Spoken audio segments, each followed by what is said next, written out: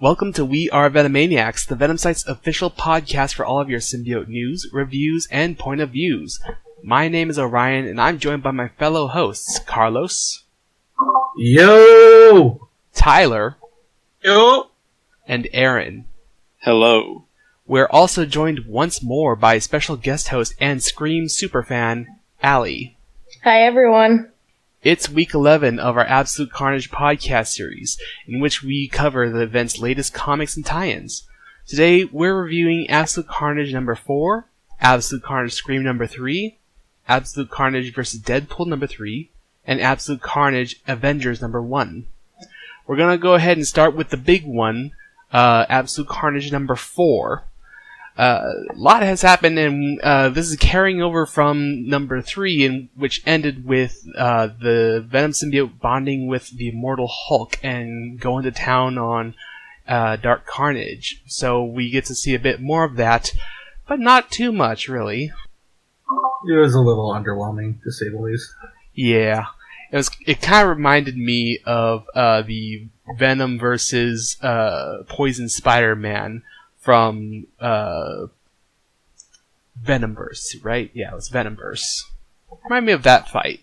Yeah, it starts off, you think that after Venom abandoning Eddie, that, he would now find someone else strong enough to take on Cletus. And so he bonds to Bruce, making him transform in the process. And then we see here, he still can kind of hold on his own, but Dark Carnage is slightly a bit more powerful just due to, having the Grendel symbiote attached to him. And he quickly pretty much just somehow infiltrates his brain and it was able to, subdue him. I think Carnage was using perhaps those little worms that he was spitting out in the first issue. Yeah. Yeah. I think one thing I'll note about this issue is that we hear a lot of Eddie's voice throughout this issue, but we don't hear a single thing from the symbiote. No, we don't, actually. I didn't notice that, but now that you mention it, we really don't. Yeah, does Venom Smash count? Yeah, right, yeah. This issue did focus more on Eddie, which I think is a good thing because I think the last one kind of more focused on the symbiote, thinking he was weak, but now this issue is more focused on Eddie, showing him how he's not weak, how he wants Spider-Man, like to watch over his son, and how he sort of, takes Captain America's shield and he just walks out there, just with no armor on, he says, and just shows that he's a hero by fighting off all these symbiotes, even though he doesn't have one himself. So. Yeah, that right there was probably one of my favorite parts of the issue. Just having Eddie, I think that's like pretty much the first time he's ever held Captain America's shield and using it to defend himself, which I actually thought was pretty nice. So kudos to Donnie and Ryan for putting that in the issue. That was a great moment for sure. Yeah, that was awesome. When we got this at Cap's shield the whole time, I'm just kind of thinking, please let Eddie have Cap's shield. And then he did, and I think it was probably my favorite part of the whole issue was that right there. Yeah. No, and that was definitely a cool moment. And one thing I'm sort of wondering is that is Eddie, it feels like Eddie's going to be a straight-up hero after this event, like full-fledged hero, because he's getting along with all the other superheroes and everything, and like shaking hands with Captain America and... Oh, that's my dream. Well, I mean, I would... Right.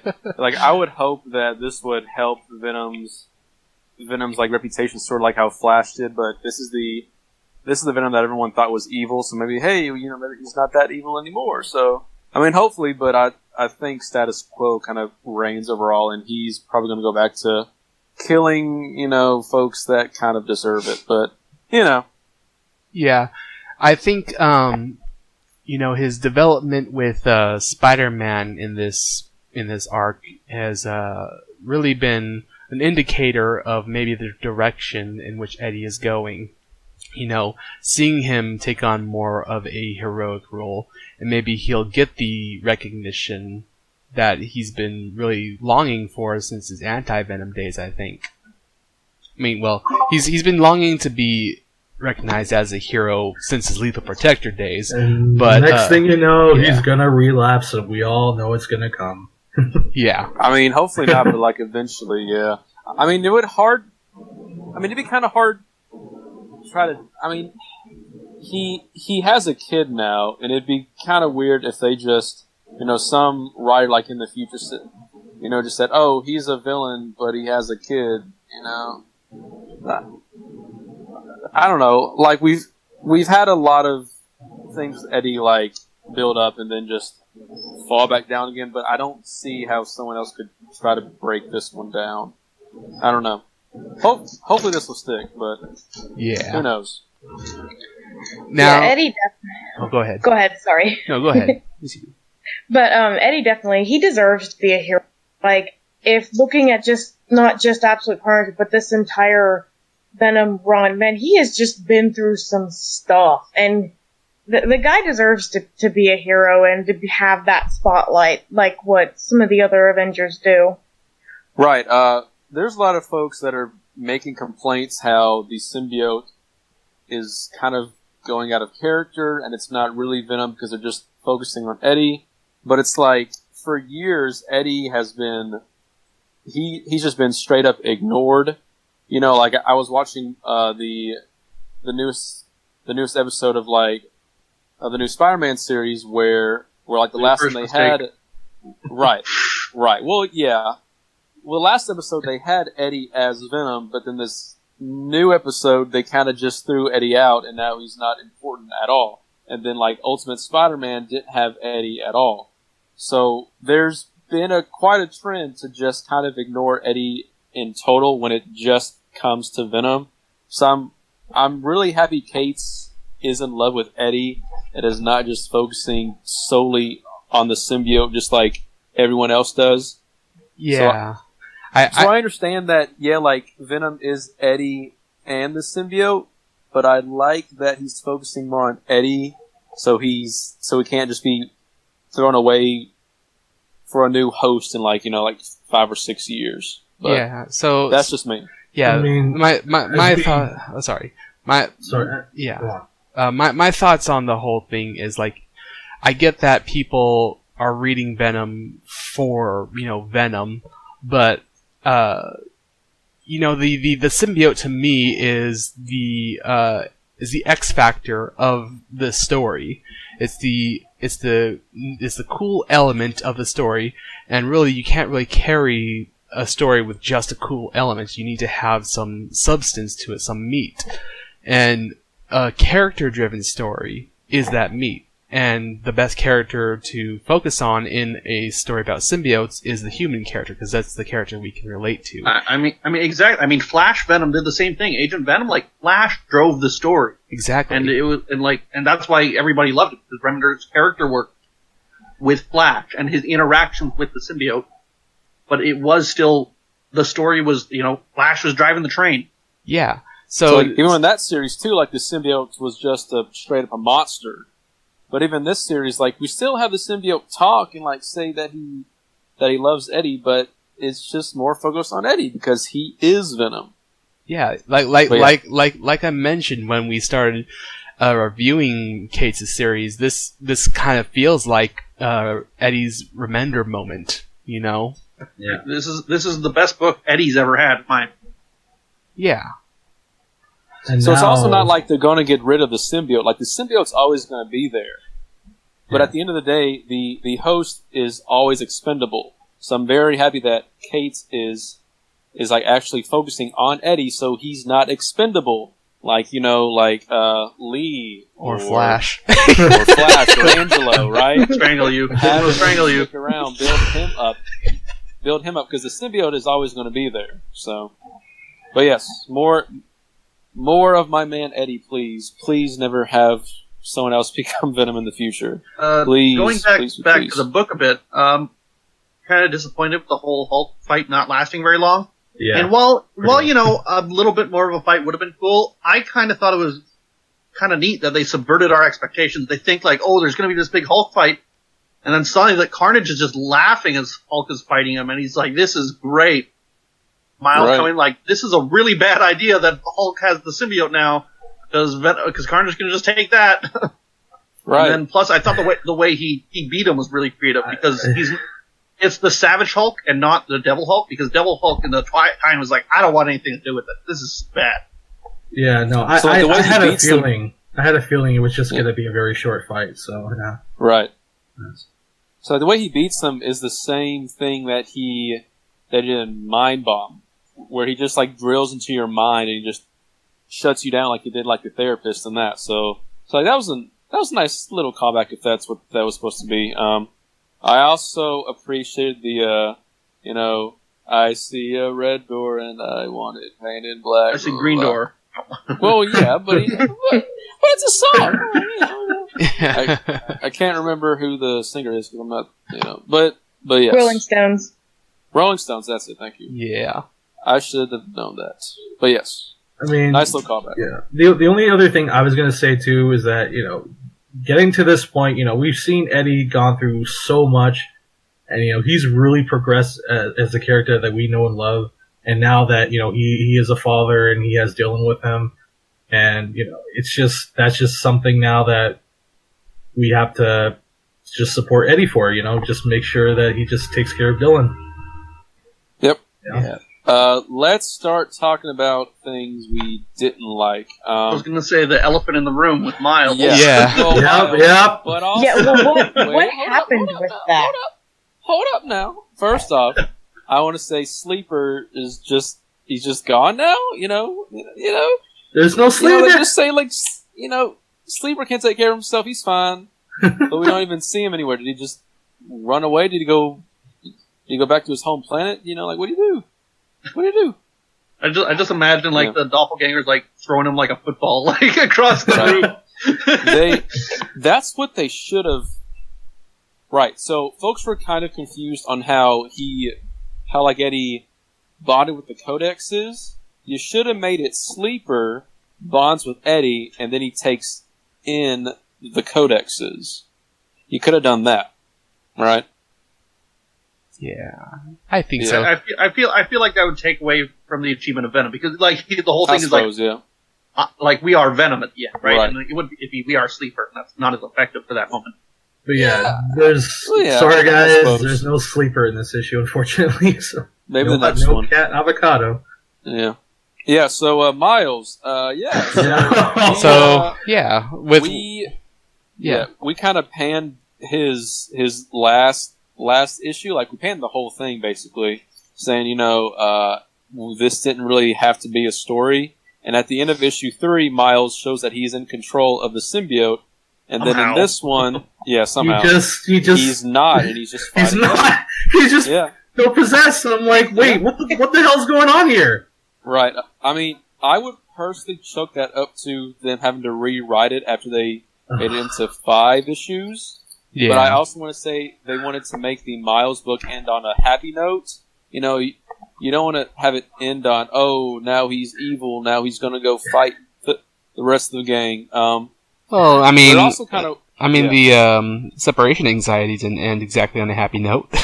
Well, yeah, but that's folks we don't care about, though. I mean, this is Miles, right? But I'd also say that, I was about to say something. Okay, so him fighting Eddie and then him saving him is kind of redeeming him for just kind of running away and said, oh crap, Miles is back there, right? So Eddie kind of redeems himself for letting Miles go by quote unquote saving him. So I can give it a pass. I kind of like how he did the same thing what he did to him in issue, was it 3? Yeah, issue 3, where he used the Venom Blast, but this time it was on him. So that was kind of cool, I guess. At least they did that to save him. So, Aliee, you were going to say something about Miles?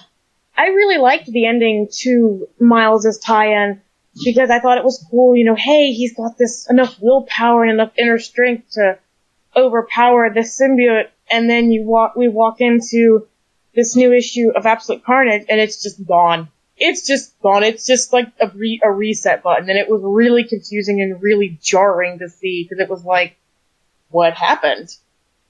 Yeah. I almost kind of like that they ignored that, because unlike you, I wasn't a fan of that ending. I don't believe that Miles just had the willpower out of nowhere to just control the symbiote, and then that it's almost been completely ignored in this. Like, I'm not faulting this book for what happened at the end of Miles. I feel like it just wasn't communicated very well. But, so, like you said, we were talking about last episode that, like, what if Carnage is lulling him to a false sense of security to give him some hope, and then just takes control of him immediately? And then that's sort of what happened. So Yeah. Yeah. So I feel like, if you haven't been following the books so long, and you're just waiting for everything to get done, and then you want to finally read something, but you don't want to read all of this event, I would say that you could definitely skip the Miles issues, and you wouldn't know the difference. Yeah. Miles is the most skippable of everything, other than maybe Symbiote Spider-Man tie-in. Clearly, after reading this issue, yeah, it's just a waste. Well, So. and Scream you could skip too, right? Well, we will get into that, Aaron. We'll get into that. We'll get into that. Anyway, let's talk about, I guess, Carnage's new look, because now he kind of bonds. Carnificent. Now, first off, yeah, folks are saying that, oh, he just killed Venom. No! He just bonded with him for a second. He's just gonna spit him out. He's gonna be fine. I'm gonna be fine. Friggin' like I was saying, Mania was absorbed by the Venom symbiote for how many years, and spit it out just fine. Spat him back out. Yeah, he'll be fine. But yeah, Fine. so I was gonna call this Legend Carnage, because he kind of looks like the Lord of Darkness, and then I think Ryan Stegman called him Devil what do you call him? Carnage. Devil Carnage, but then Orion said he looks like Maleficent So we just said Carnificent. because he's got the horns and he's got The got, like, little wings. shoulder pads, and he has the wings, and he turns into a dragon. So he's Man, I'm never gonna be able to unsee that. Yeah, Oh. he's straight up Angelina Jolie Maleficent. That's what He's he is. magnificent. Yes. He's skinny. He's got the jawline. Yep, he's just straight up Maleficent. But Yeah, I just want to say that to Ryan Stegman, he did such an amazing job on the design. Dark Knight Carnage, Carnificent, whatever you want to call him, he looks badass, and I just love his design. After when he Bruce is transformed. Sleeping Beauty. oh yeah. And then I guess Brock is Prince Philip, who has to go kiss Bruce to wake him up. The prince has a name? Yeah, casual. I didn't know he had a name either. Wow, casual. Me and our Disney boys over here. Casual. Well, yeah. There was something else we were going to say. Oh yeah, there was that variant that was called Anti-Symbiote Spider-Man. Now, all of the other books had variants of a concept that was in the book. So, do you think that was Ganger just Miles scrapped or over? Venom. Right. Yeah. So, I think it must have been one of those rewrites where it's just like maybe Spencer's like, well, what if I tied this into my book and we like change it a bit or something? right. Because Yeah, like, during this I issue is thought where they- the ASM tie-in was Sorry, done go ahead. pretty well, all things considered. Like we see that basically the moment right before the ASM tie-in in this issue, so that was very cleanly put in there. Right. Yeah. Yeah. I'm just. This is also the last one they had the hot variants that were connecting. That was like that was an homage to X-Men, and they don't have a fifth one for that. So, yeah. But as we were saying, there seems to be a lot of things that had to be changed up because of the rewrite. But maybe we'll see some more of that when we hit issue 5. But who knows?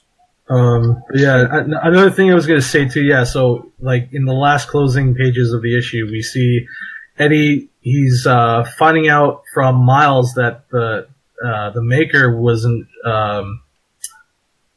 destroying the codexes. It turns out, the machine was collecting them this whole Maker time. doing something nefarious? I'm shocked!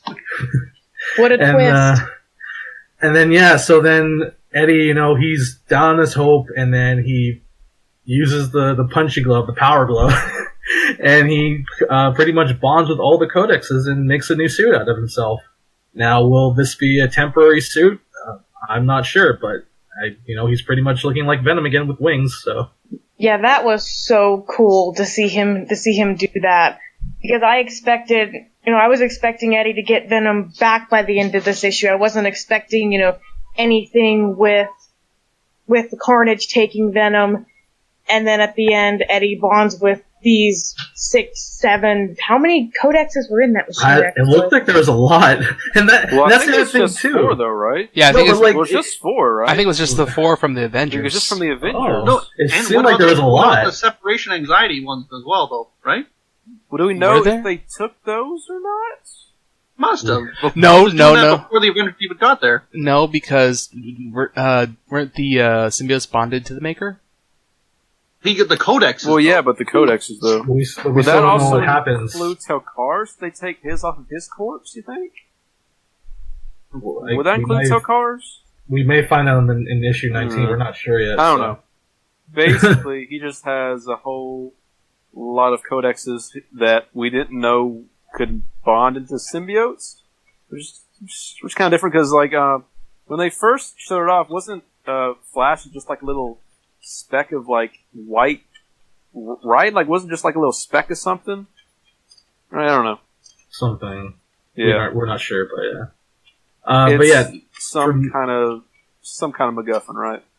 Yeah. So, but yeah. pretty much that whole those scenes at the ending of the issue, that was pretty much my favorite part. It kind of got me psyched, and I can't really wait for Absolute Carnage number 5 next month. So My favorite part of the book, I did overall enjoy the book, other than the Miles thing I was just more confused about than anything. Yeah. But I think my favorite part was definitely Carnage taking a peek into Hulk's mind and seeing the green door and all that. Thought that was cool. Did you have a favorite scene, Aliee? Like I said, definitely Cap Shield. That was awesome, and such a redeeming thing for him, because he's always viewed himself as a bad guy. He's never really viewed himself as a good person, and here he is carrying the shield of none other than Captain America. I want that as a poster to hang on my living room wall. Almost. That was so cool. The art for sure to use for a poster. Yeah. Yep. I guess we can pretty much wrap that issue up there. Yeah, Well, definitely. I mean, I guess we could talk about the file at the end. Oh, Yeah. God. Yeah. I Okay, didn't even read so the other 3 had files at the end. This one was about prisoner Brock Edward, prisoner ID ASM 300, not 299, mind you. It was ASM 300. And I guess he was being interviewed by someone named Larson, which is obviously a callback to Eric Larson. Yeah. And this seems like it took place after Styx touched him back in maybe 340, 342 or something like that. But this was written by Clay McLeod Chapman, who will be writing the new Scream series, and it was very different. This made Eddie look like a complete loon who was tearing off his skin. Yeah. That's not something you associate with Eddie, as tearing off his skin. Look, it's inside me, right? And also cracking about his mom telling him stuff that, like that. That doesn't no. Right. So he didn't have a mom, so he shouldn't have made a joke saying, "Well, my mom always said." But of course, it's probably just a phrase, but. See, I sort of made a little theory that it's if this is, it doesn't line up with original Eddie at this time, and so I feel like it could all just be bullshit. He could be lying to the guy just to try to get an insanity plea, when he tried to fake his innocence later with trial and whatnot, and say, "Oh, it was all the symbiote who did it." Right. Yeah. Possible. I completely forgot about the files at the end, so I didn't even read them, but from what you guys are saying, that doesn't sound like Eddie, especially the skin part. That's just, ugh. Yeah. Yeah, it sounds out of place. Yeah. Yeah, so Next book. Yep. So we're gonna move on Podcast to Absolute Carnage, Scream number 3. This is the one I bet. Do we want to talk about Allie's waiting Scream for. right now? Yeah, let's talk about it. I feel like Scream's Yes. going to be another big thing. Do we Fine. just want to hit the other 2 books out of the way? It's Or fine. should we go ahead and do Well, Scream? let's just do it. Okay. Let's just jump right into it, guys. Yeah. So Scream number 3, we all had our different theories, like what's gonna happen, because we know there's a new Scream series coming, but it says there's gonna be a new host. So who's the new host? Let it And- be known, since day 1, I said it was Andy, and I was right. So suck it. Yeah, Spoilers. I feel like that was the most. And yet For you it to still be- doubted me. You still said, no, it's Well, It's no, not it Andy. wasn't. it's not Andy. The biggest surprise for it not She's being not Andy as was full of woman the as whole- Scream is. That doesn't make any sense. that. Shut up. Other people said that, not me. But Yeah. I will say the biggest surprise was the fact that how quiet Bunn was being about it. I'm like, well, why is Bunn not writing it if it's Andy? And we'll get into Yeah. that later, but Yeah. Yeah, but Well- it was great. You know, I like it. I like the fact that's Andy. I was kind of rooting for her to be the next Scream because I just couldn't really see Patricia carrying a book, and poor Patricia. I mean, she really got the short end of the stick on this. Press F in the chat. Yeah, I mean, she's basically just the Lee Price, or like just another like Angelo. So no one really cares about her. So She felt I mean, you know. she felt to me as kind of like a position Anna and Andy. Like, I kind of feel like you could have put anybody in Patricia's place and it would really have made a difference. That's Yeah, what I was saying. Like, why didn't they just make it Donna as a skeleton? Like, there was no reason to have Patricia. And if you're going to kill off Scream, why not just give Donna just 3 issues, let her go out with a bang? But no, you had to throw in Patricia for no reason. oh, People like Donna. I think Just the give reason her for 2 that issues to die with some dignity, right? is just like the friggin' Judge Ecclehart got a whole symbiote Spider-Man issue to himself. I feel like this was just wrapping up the hosts who have had some sort of Venom symbiote, and I guess Bunn, for whatever reason, really likes things from that series, so he just wanted to. Yeah, And but then still, put her though, off. like, folks like Donna, folks like Scream, you didn't have to throw in Patricia, because you wasted time on the first issue explaining You who could she always is. try.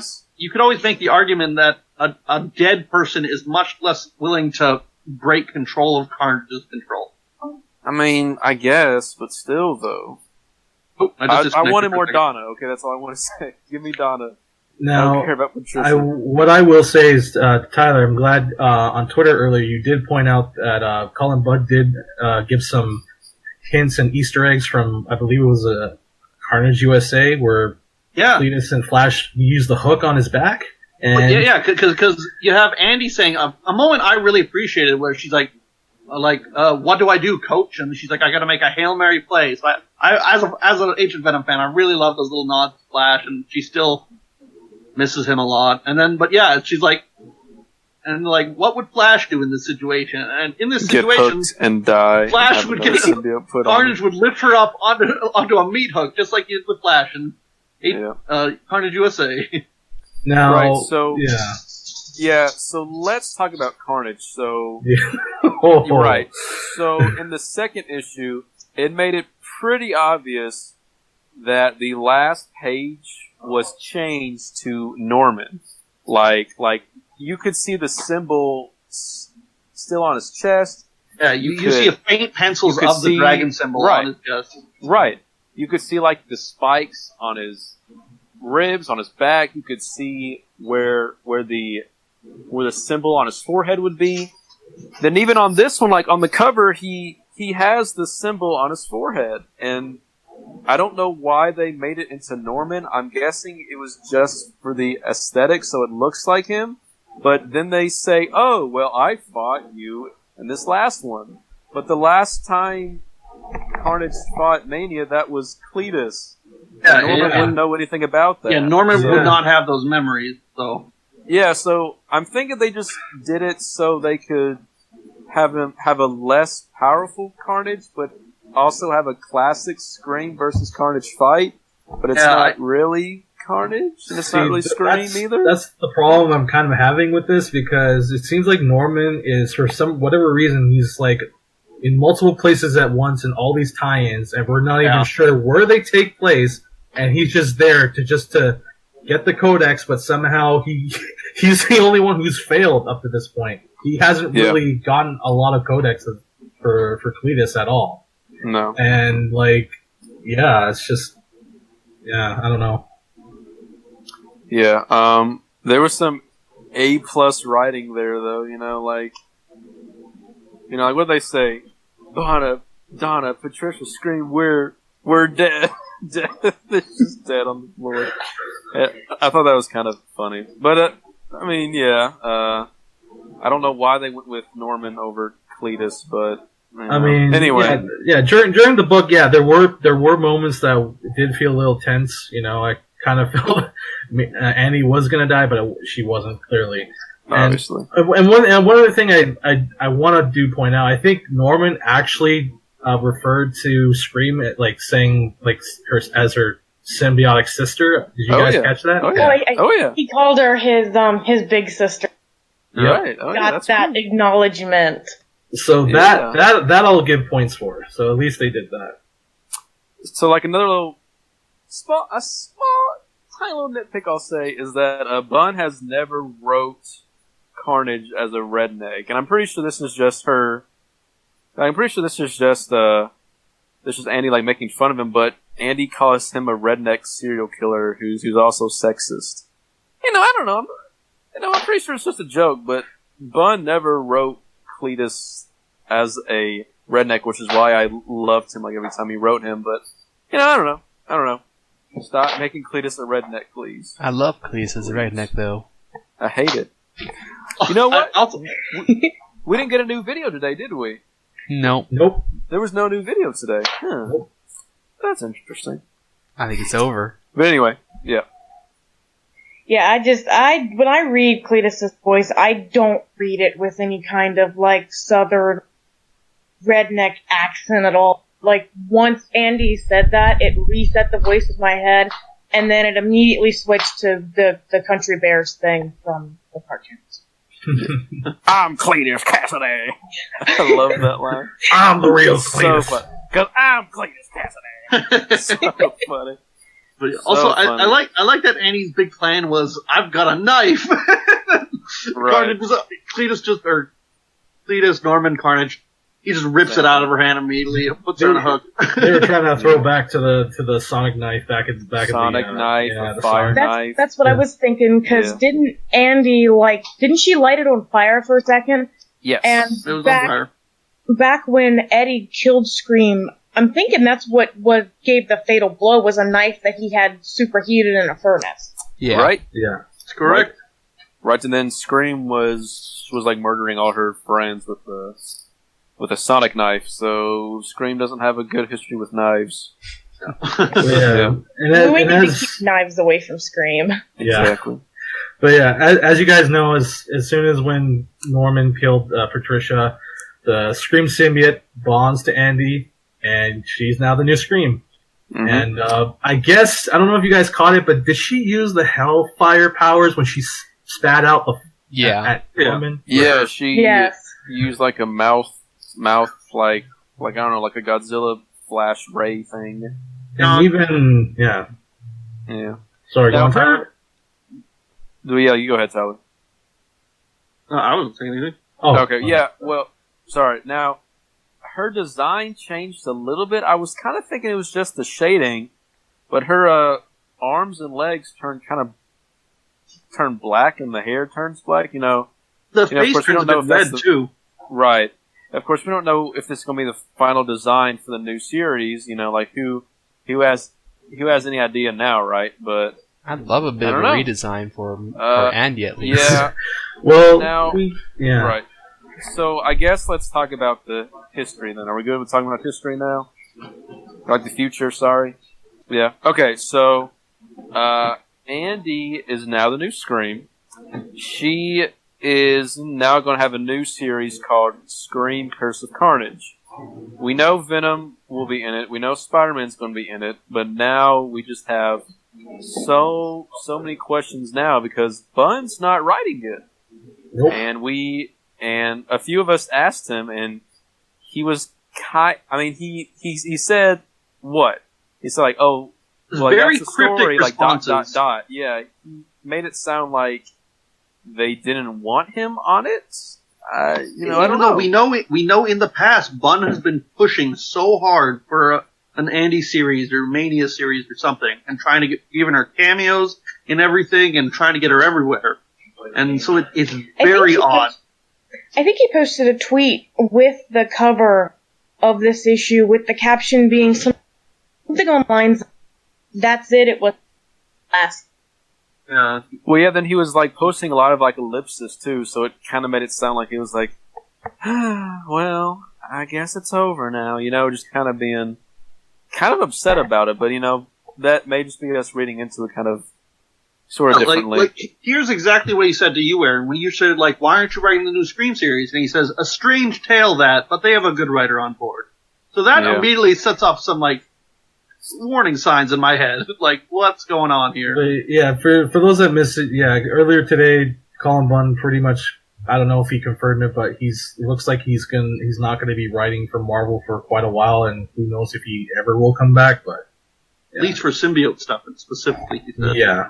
It's just it's tragic that we've all been clamoring for a Mania series for such a long time, and Bunn has been fighting for it. And we finally get something like it, and Bunn's just not attached to it, which is just, It's sad. very Right. I would hate to be that guy, but all of Bunn's previous things on like Venomized, like things like that, have all had lukewarm responses, and his pulls with Mania have not worked out. So I'm kind of thinking they're saying, "Hey, man, we're going to give someone else a try with Andy because it doesn't exactly seem what you're doing is working." Well, I would argue, harsh, but I would argue maybe that they're trying to see what someone else can do. I would argue that perhaps Bunn doesn't work too well writing Eddie Brock's Venom, but he does well enough with Andy. Yeah. He did a great job with Andy with this series, because this is the thing I think that I've read with. I was mostly reading this for Andy, honestly, because I never really cared about Patricia, and I really don't care that she's dead now. Right, yeah. But yeah, so well, this is what I said, like... What did sorry, you say? buddy, go ahead, bud. Yeah. Well, I was just going to say, then Andy would somehow get the Mania symbiote back in any series. But this is something I'll accept. She's still Andy with a symbiote, so I can be happy with that. But it definitely isn't the best case scenario, but it's far from the worst case scenario. Right. I think this is the quote unquote best thing for her because, Mania just has not worked out, but you can still get a whole lot of folks for Scream because Scream does have sort of a following, female symbiote, like Daughter of Venom, all that stuff, and I think Scream would pull more readers in than Mania, and you can make it Scream, but now it's attached onto Andy, so you get the best of both worlds. I would like her to be as Mania, and I would like to see Donna as Scream, but it doesn't look like that's going to happen. So. Yeah, sadly. Yeah, how do the other people feel about Andy being the new Scream, Orion and it? Well, I love it. I'm all for it. I just hope that in Curse of Carnage, I just hope it's just well executed, and let's just see how it goes. That's all we can do. I'm completely hyped for her to be. At first, I was kind of iffy because I was, wanting her to get Mania back, but the more I kind of thought about it and hold the idea around in my head, I was kind of like, yeah, this needs to happen. We need to give this goth chick a symbiote. It's gonna be awesome. And it finally happened, and I was so happy. Yeah, I definitely like I like that we're going to get more of Andy now in the future. And I think it's really fitting for her to be the new Scream, because she's really risen as a female symbiote character in recent history, and we haven't had a really prominent one since Scream. So it just makes sense, I think, to combine the two, and I think it's going to do pretty well. Here's hoping it's not canceled after 6 issues. I think it probably will. Probably will, honestly, but we'll see. That's a nightmare situation for me. I'm petrified that we're gonna get, 6, 7 issues into Scream's ongoing, and Marvel's just gonna be like, nope, we're done. That's it. Game over. I can't go through another Love This Nova, please. My hope is 12. I want 12 issues at minimum. Well, Yeah. I'm thinking they could do a lot more things, because, like, isn't in the second issue, she's fighting Big Mother, who has ties to Grendel. Mephisto. Well, like Grendel too, right? But yeah, Mephisto as well, yeah. yeah. I mean, you could do a lot of Hell stuff. So you could bring back Donna. You can bring back Flash, maybe. Man, this since he's obviously down in Hell, right? And maybe get rid of that. He's Valhalla, baby! man, Yeah, no. but this just makes it even more tragic that Bunn's not writing it, because this could have been his chance to finally conclude the Descent. Right. That I just saw on his Twitter. He said, someone asked him, "You still have to bring back Flash?" Then he says, "Seems like they'll have to fall to someone else." So, he sounds kind of disappointed. I mean, I feel bad for the guy, but maybe I'm it curious, is though, because we know maybe it is a good idea to let someone else try it out. it's going to be in another issue with her, so I wonder if them two will have a talk about Flash. A linking thing between Spidey and her, basically. Nah. Alright. Yeah. Anything else to say about this issue, or? I think that pretty much I'm covered good. it. I'm just excited for her ongoing. Yeah. That I think we all are. Yeah. If this gets canceled, you guys will probably get to see me cry on camera twice, but for a totally different reason. Alright, so let's go ahead and move on to another conclusion to a tie-in arc, Absolute Carnage vs. Deadpool number 3. And this one, I feel like, kind of flops. Yeah. Yeah. This was definitely... like, I thought the other two issues were alright in what they were trying to do, but then this sort of just... I mean, I kind of had fun with it. It was hilarious. I mean, it had its moments. It wasn't perfect, but I was still entertained. So, I mean, there's a lot of things like you could have done with, with let's see, like, what happened in that? Well, you had Spider-Man, and Spider-Man got captured by Carnage, and you could have done a lot with that, but they didn't really do anything. It's like, oh, look, we're here for 5 seconds, and then, I don't know. I'm not sure how I feel about it either. I'll point out that I think, I forget who the writer of this series is, but I think he pulled off the comedy stand-up special rule of, you introduce an ongoing joke kind of in the beginning, you don't use it for a while, and then you sting them in the end with it. And in the end, Carnage makes his pineapple pizza joke again. So I like the dedication there to the comedy. Yeah, Frank Thierry is the writer. It was a really, really funny issue, and Deadpool's comment about getting Noel one of those chairs that massages your butt had me in tears. yeah. I did like Spider-Man was like, I'm not like Deadpool, like, I don't make stupid lame jokes about chimichangas and B. Arthur. I mean, the whole issue kind of centered around them, like, trying to reconcile their friendship, because apparently, Deadpool was taking it so personally that Spider-Man left him behind. And, like, while they were fighting Norman, like, even Norman was kind of, he seemed a little, like, a total klutz, like, trying to rip out his spine. But then he had, like, dynamite stuffed in his spine that just blew him to bits. And then, like, pretty much, like, after that, it just pretty much ends like 2 weeks after the whole event. And, Peter feels bad, for abandoning him, and they're trying to reconcile. And then it turns out, like, his legs grew back weeks ago, and so he made him do all those things for him in his house, like make him food, pampering him and all that, and he just got pissed off. So that was pretty much the funny part of the issue. So. And then, spoiler alert, Spider-Man lives after Absolute Carnage. Oh my god, spoiled the whole event right there. Spoiled it. Ruined it. Yeah, I don't know. Just, again, not only does the Norman thing feel very awkward with how he's just everywhere in this event right now, but then also just the fact this whole, like, confrontation with Dark Carnage just felt really weird. Comes to them later.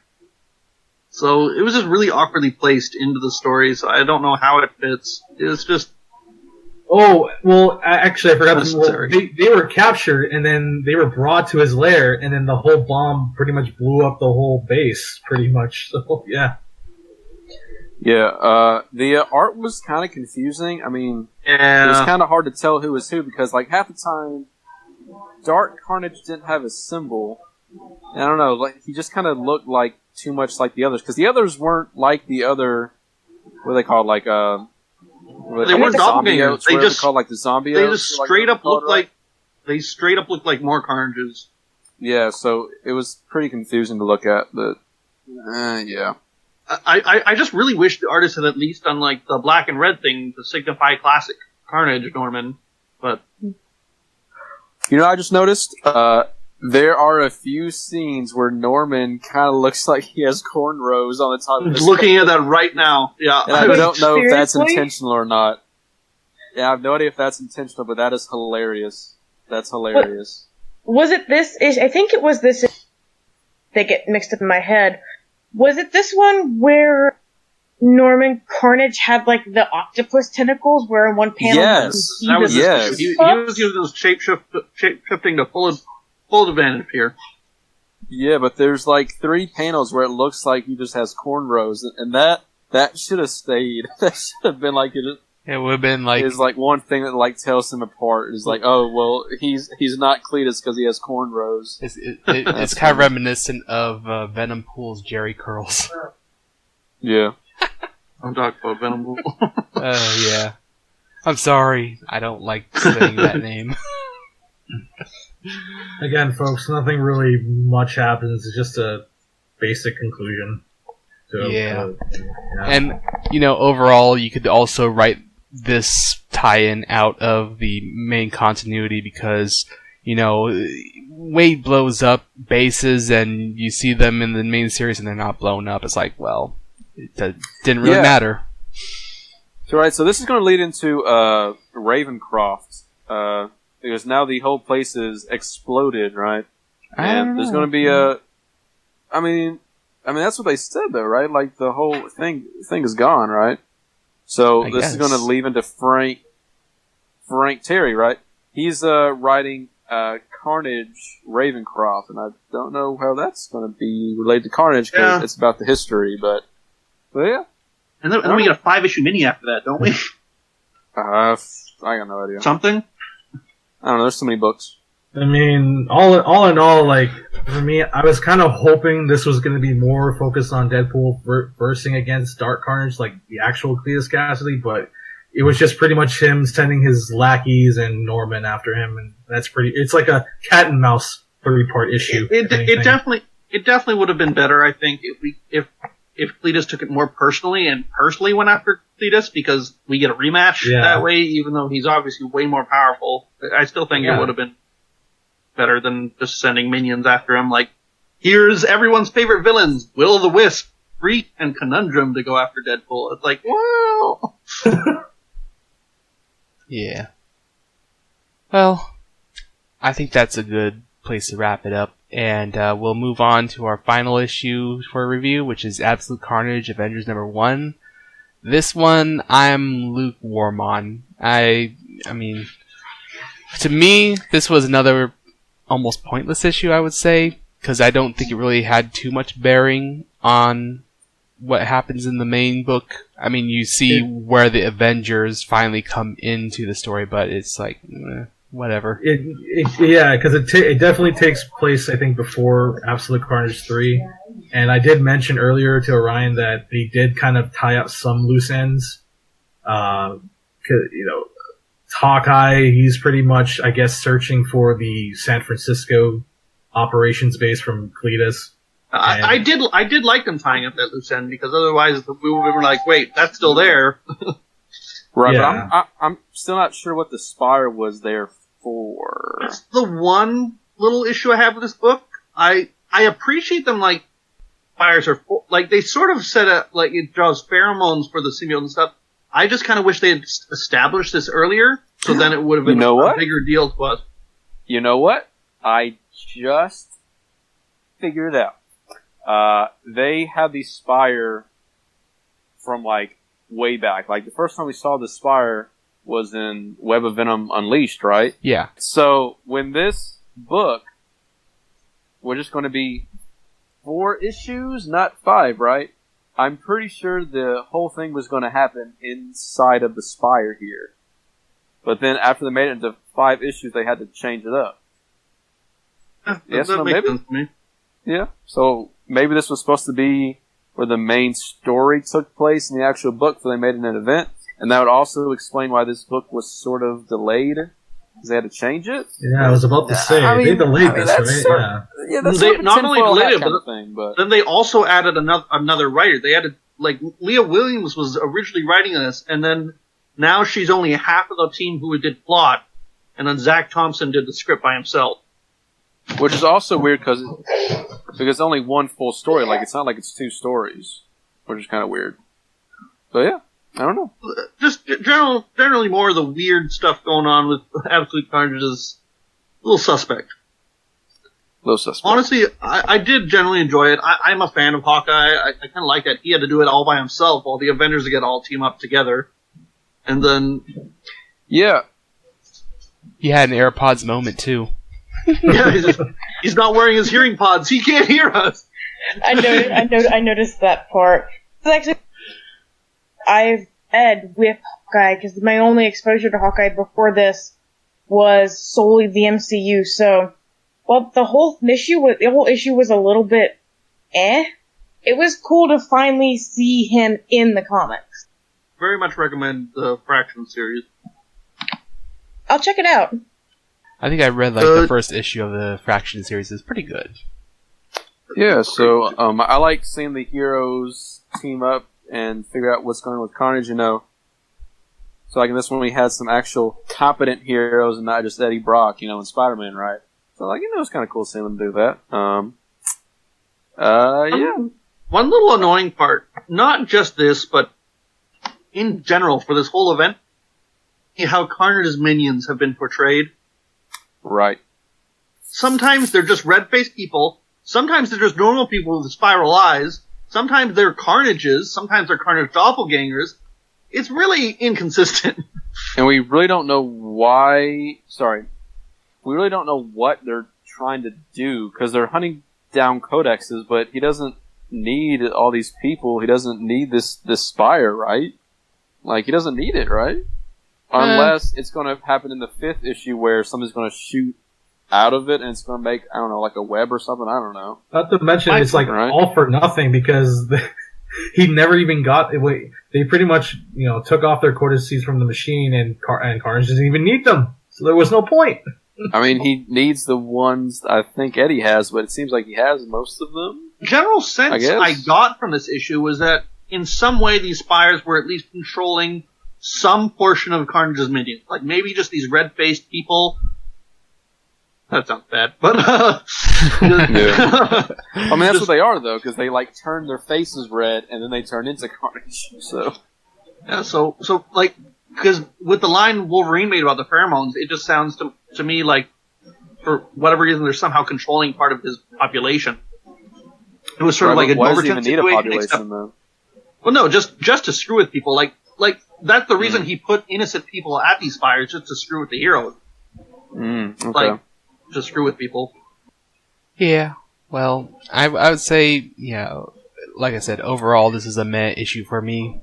Right. So we did see pretty one thing. We saw one of the machines from Lethal Protector, and Yeah, we were digger. kind of saying beforehand that maybe the woman Hawkeye rescues was Elizabeth from Lethal Protector too, but that's kind of a stretch. Is this? But It'd be cool if it was.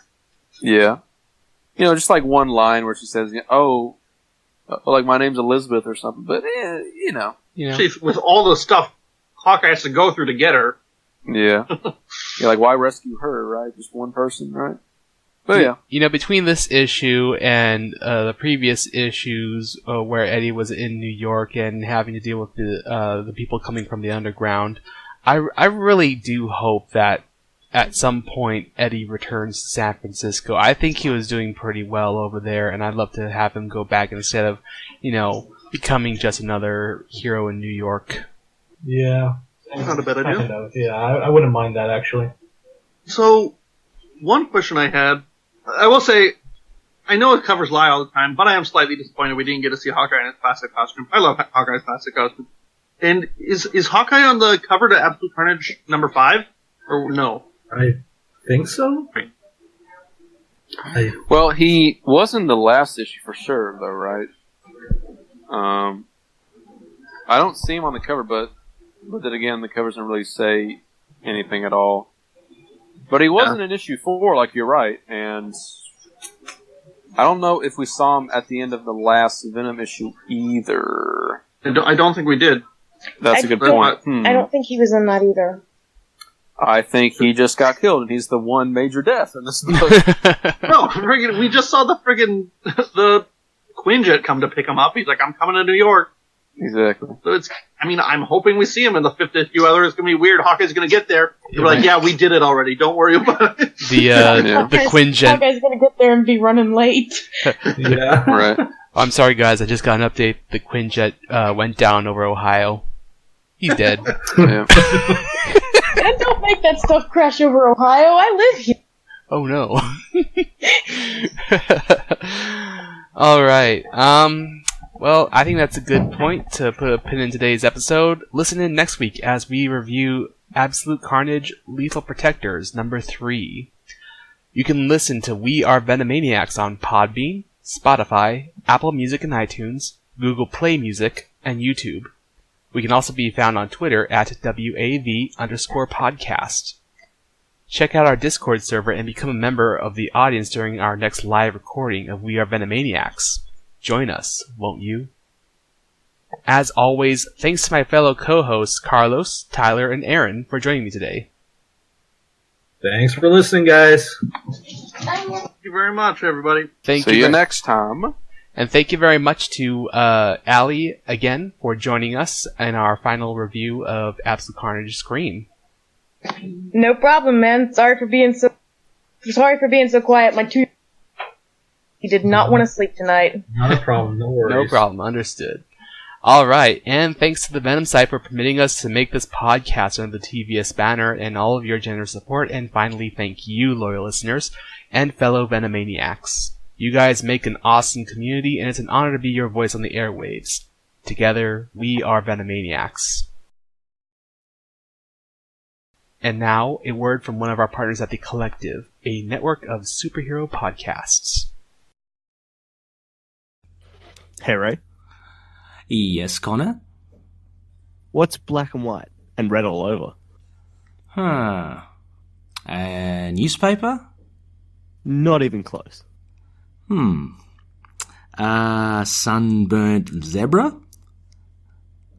What are you doing, Ray? Not even close.